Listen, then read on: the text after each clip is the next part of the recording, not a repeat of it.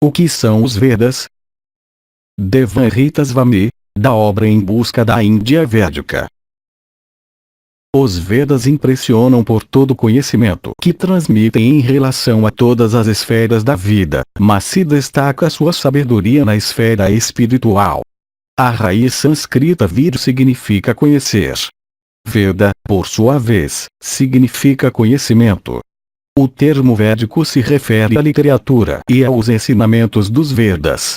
Esses textos formam o maior corpo de conhecimento sagrado do mundo antigo, e veremos que são seu feito literário mais brilhante. Na literatura védica, encontraremos um sofisticado Vedansham, ou mundividência, uma majestosa perspectiva do mundo seguida por milênios por uma civilização altamente desenvolvida. Abordar a literatura védica superficialmente conferiria a seus textos, em termos gentis, o status de um intrigante corpus de lendas antigas e fórmulas encantatórias. O Ocidente, entretanto, beneficiar-se-ia profundamente caso explorasse seriamente o valor dos textos védicos, os quais revelam uma forma inteiramente diferente de ver o universo. E o que é mais importante para os nossos problemas atuais? Os Vedas revelam uma maneira completamente diferente de pertencer ao universo. Entusiastas dos Vedas dizem que essas obras contêm tudo o que o ser humano necessita saber para seu bem-estar tanto espiritual quanto material. Os adeptos védicos mais tradicionais vão ainda mais além. Defendem que qualquer coisa conhecida como conhecimento, quer do passado, quer do presente, tem sua raiz, em última instância, nas informações dos textos védicos. Sábios ortodoxos, no entanto, reconhecem, sim, que identificar as origens védicas de todo o departamento do saber humano exige um nível raro de habilidade em conhecimento acadêmico védico. Uma livraria grande terá traduções de apenas uma minúscula porção do total de obras védicas. Embora seja possível encontrar com facilidade a Bhagavad Gita, que é especialmente popular em todo o mundo, é oportuno dizer que a maioria dos textos védicos não costumam ser lidos no Ocidente. Para um resumo clássico do que consiste a literatura védica, podemos aceitar o padrão dado pelos guias védicos mais destacados, tanto da antiguidade quanto dos tempos atuais. Eles nos dizem que os textos védicos incluem os livros de orientação predominantemente ritualístico e sacrificial, o Rig Veda, o Yajur Veda, o Sama Veda e o Atharva Veda. Esses 4 Vedas não são coletâneas de hinos e orações que se assemelham às invocações recitadas em religiões mais recentes. Os textos contêm técnicas de rituais altamente esotéricas que, é dito, efetuam mudanças na natureza através da vibração sonora precisa. Os místicos da antiguidade defendiam que diferentes mantras se ligavam a diferentes fenômenos do universo. Essa arte perdida da manipulação sônica tinha tanto metas materiais quanto espirituais. Há, em seguida, as histórias védicas, o Mahabharata e o Ramayana. A Bhagavad Gita é uma parte do Mahabharata. A literatura védica também inclui os textos metafísicos, as Upanishads e o Vedanta Sutra. Os tratos cosmológicos, os Puranas, completam a biblioteca védica. A literatura védica aborda todos os aspectos da civilização humana. Embora famosos como livros metafísicos de grande calibre, os Vedas, na verdade, também lidam com as atividades compulsórias da vida cotidiana. Informações fascinantes, na forma de semente, são apresentadas sobre tópicos como governança, diplomacia, ciência militar, astronomia, matemática, astrologia, música, encenação, arquitetura e formas de tecnologia baseadas em psiquismo sutil. É claro, a seção dos Vedas que delineia o conhecimento médico, o Ayurveda, pouco a pouco se populariza e se faz conhecer, haja vista que ciências médicas alternativas estão em voga na sociedade ocidental na atualidade. Os departamentos do conhecimento material védico, devemos apontar, não são estritamente seculares, no sentido moderno. O que se quer dizer é que não há uma muralha entre a informação prática e a espiritualidade. Engastadas em toda a esfera da instrução material estão diretivas específicas para conquistas espirituais. Consequentemente, até mesmo os aspectos mais enfadonhos e insignificantes da vida humana são construídos como instrumentos para o despertar espiritual. Uma confiança fantástica permeia os textos védicos, a qual diz que a realidade mais elevada pode ser abordada através de qualquer temática. Visto que tudo emanou da realidade suprema, todos os objetos de estudo podem ser considerados dentro da jurisdição da transcendência. Com efeito, em seu pleno desenvolvimento, todos os assuntos são entendidos como convergentes ao conhecimento do derradeiro, para o conhecimento da origem. Em decorrência disso, os Vedas misturam e juntam temas livremente. Descobrimos que a razão não é acidental, mas um entendimento profundo tanto do plano último da realidade como das facetas multifárias da existência. Indubitavelmente, os textos védicos são um alimento deveras rico para o transcendentalista dedicado, o ávido explorador ansiando pelo zênite do conhecimento e da experiência espirituais. Malgrado isso, ao mesmo tempo em que acelera o progresso desses adeptos, os Vedas reconhecem claramente que a maioria dos seres humanos necessita de um curso gradual para se elevar ao plano espiritual. Por conseguinte, o leitor observará que, junto das exortações para o logramento de reinos paradisíacos, a literatura também enfatiza as melhores metodologias para se viver neste mundo, a fim de que possamos contemplar em paz a ida para o próximo. Então, os Vedas equipam o peregrino com um guia fidedigno para a viagem pelo cosmos. A literatura não apenas estabelece marcadores para os estágios de avanço espiritual, mas também, e o mais importante, apresenta o todo da vida em uma estrutura que permite que todo aspecto da experiência humana se torne espiritualmente fecundo. Alguns escritores ocidentais disseram que os Vedas reinterpretam o mundo de modo que ele se torne um veículo para o caminho espiritual. A reinterpretação, entretanto, está nos olhos de quem contempla. O ponto de vista védico é que os textos apresentam um mundo como ele é, na clareza de seu verdadeiro propósito. A meta última dos Vedas é claramente o que chamamos de iluminação, autorrealização. Porém, os Vedas reconhecem que, para a maioria de nós, o caminho para a verdade suprema é uma estrada longa e com muitas curvas. Assim, a trilha védica transcendental é projetada para acomodar pessoas com variados níveis de comprometimento e motivação. Armazenados dentro dos Vedas estão relatos supramundanos de existência pessoal além das garras da matéria, bem como o aconselhamento humano para se viver nos confins familiares do tempo e do espaço. Portanto, a despeito de a literatura védica certamente poder ser desafiadora e exigente, também é confortante e familiar.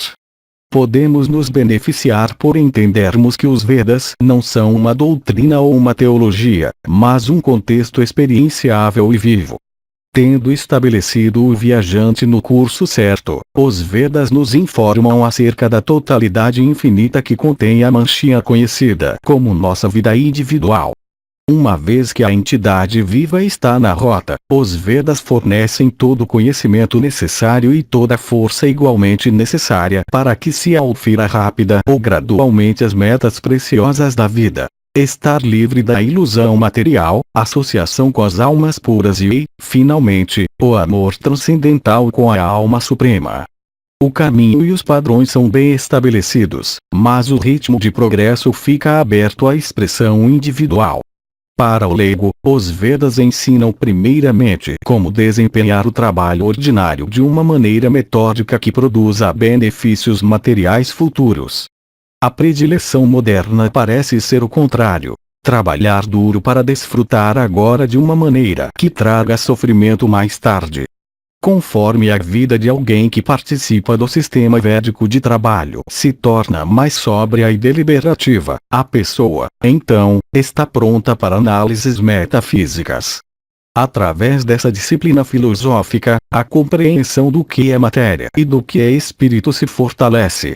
Então, gradualmente, o estilo de vida de um transcendentalista maduro em devoção se torna atrativo. Por fim, o peregrino perfeitamente desenvolvido, na estrada da perfeição espiritual, aprende a focar todo o aspecto de sua existência diretamente no Summum Bonum, a fonte última. Lidando com a imensidão. Para algumas mentes ocidentais, o vasto escopo da literatura védica pode parecer uma barreira conceitual formidável. Como esses textos antigos podem ser tão abrangentes? Do ponto de vista védico, a natureza, bem como o universo como um todo, é uma grande hierarquia de seres vivos não humanos, humanos e humanoides. Até mesmo panoramas interplanetários e intergalácticos parecem algo muito rotineiro nas obras védicas. O mais sensacional são as descrições detalhadas de mundos não materiais, além de toda a tecedura do tempo e do espaço. Para a vida humana rotineira na Terra, os Vedas prescrevem um equilíbrio entre as necessidades espirituais e as demandas do corpo. O ser humano médio é motivado a satisfazer ambos os lados da balança. Para o leigo, é dito que uma ênfase excessiva em um dos lados pode ser muito nociva tanto individual quanto coletivamente.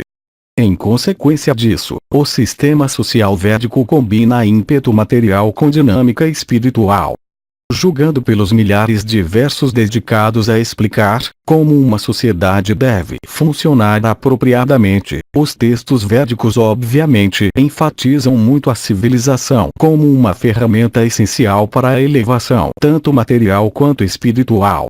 Um imenso escopo não é o único atributo que destaca os Vedas. Em tamanho, as obras védicas se revelam monumentais. Quantitativamente, a Bíblia e o Corão são insignificantes, e os Vedas facilmente humildam grandes obras antigas, como os épicos de Homero e o cânone sagrado da China. O texto histórico védico Mahabharata tem 110 mil quadras. Isso faz dele o poema mais longo do mundo, sendo aproximadamente 8 vezes maior do que a Ilíada e a Odisseia juntas. A outra história védica, o Ramayana, consiste em 24 mil parelhas. Os tratados cosmológicos, os 18 principais Puranas, contêm mais de 400 mil estrofes. Apenas o Bhagavata Purana, também conhecido como o Srimad Bhagavatam, a título de exemplo, tem 18 mil estrofes. O Rig Veda, o Sama Veda, o Yajur Veda e o Atharva Veda contêm 20 mil hinos. Há 108 principais livros de Upanishads, exposições filosóficas.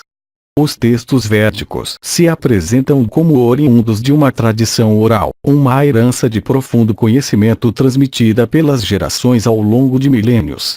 Os livros descrevem que, antes de serem escritos, os intelectuais memorizavam os versos e os retransmitiam intactos.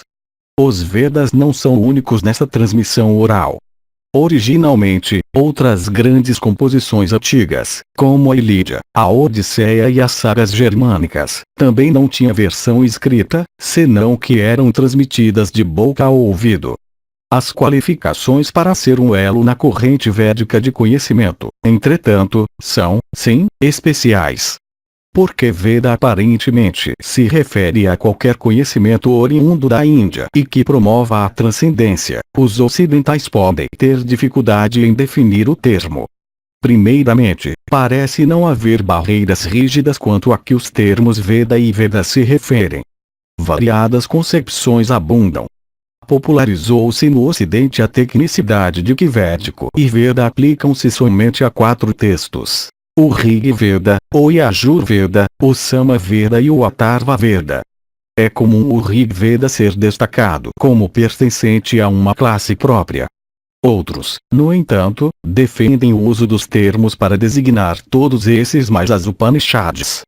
A tradição Vaishnava aceita para si a postura endossada pelas 4 principais escolas de sabedoria espiritual na Índia, as quais aceitam todos os textos supramencionados, com a importante inclusão dos Puranas e Itisas, os comentários védicos sobre os eventos históricos.